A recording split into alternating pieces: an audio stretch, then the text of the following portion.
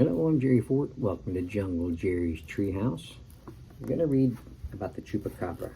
Okay, I read a story about the Chupacabra in the other book, The United States of Cryptids. But in the monster book, they have their own version. So I thought I'd read it as well. All right. Let's go ahead and highlight that.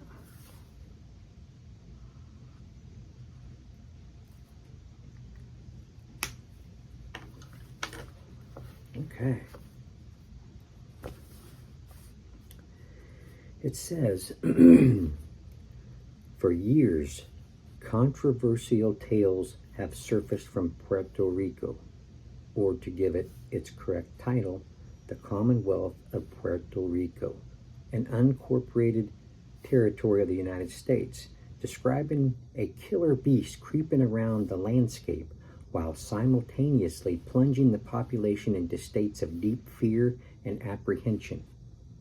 The reason why is as simple as it is distinctively monstrous. The face of the creature is dominated by a pair of glowing red eyes. It has razor-style, claw-like appendages, vicious-looking teeth that could likely inflict razor or some truly serious damage, sharp spikes running down its neck and spine, and even on occasion, large membranous wings. On top of that, it thrives on blood. Puerto Rico then is home to a real-life vampire.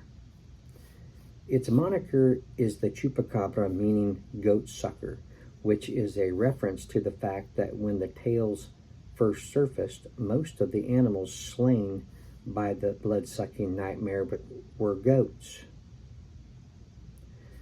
That's right, if you're a goat, it most certainly does not pay to make Puerto Rico your home. It might not be safe. It might not be too safe if you're human either. Much of the monstrous action is focused upon the Caribbean National Forest, El Yunque, as it is known, which is an amazing sight to behold. Around 28,000 acres in size and located in the rugged Sierra de Loquillo, which is approximately 25 miles, in parentheses, 40 kilometers, southeast of the city of San Juan. It was named after the Indian spirit Yuki,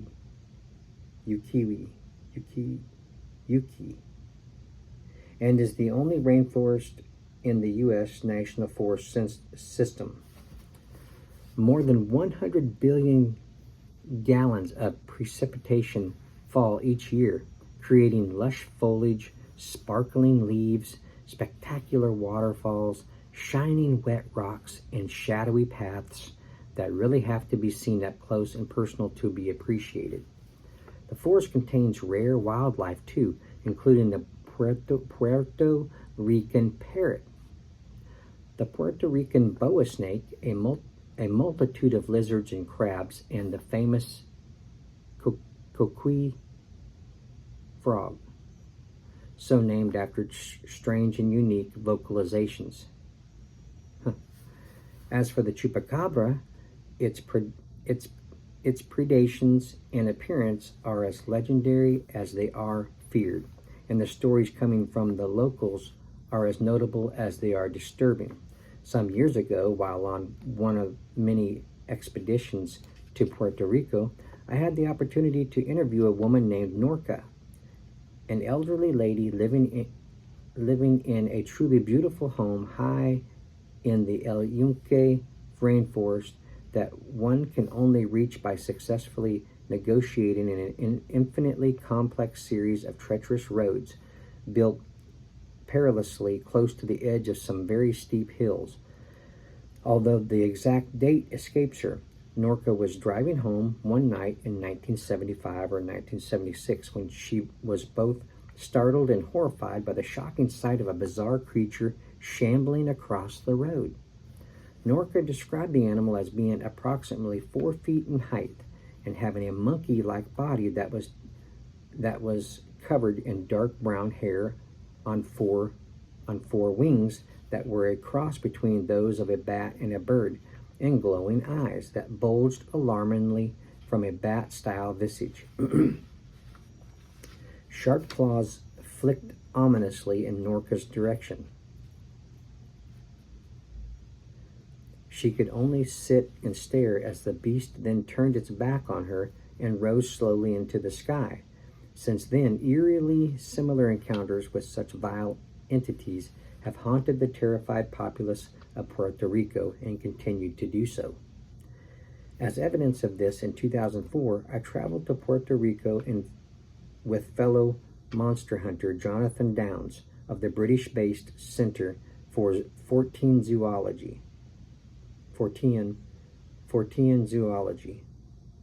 During the course of our week-long expedition in search of the truth behind the beast, we had the opportunity to speak with numerous sources, including a rancher named Noel, who had an amazing account to relate. Some months previously, he was awakened during the hours of darkness on one particular morning by the sound of his chickens that were practically screaming down the house.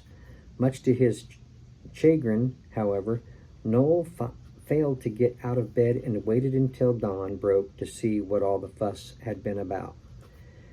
He told us that he was horrified to find all of his prized birds dead. If they're your prized birds, you better get out of bed. If you hear them panicking and screeching and making a bunch of noise, it obviously means they're in peril, they're in danger, they're being murdered by some predator. So that right there was his own fault. Not only were they dead, they had 2 small puncture wounds on their necks. And checks by a veterinarian friend determined that their bodies were missing significant amounts of blood. But what made this particular case so intriguing and memorable was the fact that whatever had killed the chickens had first carefully and quietly opened the complex locks on each of the cages before evacuating them of blood. This suggested to John and made me that a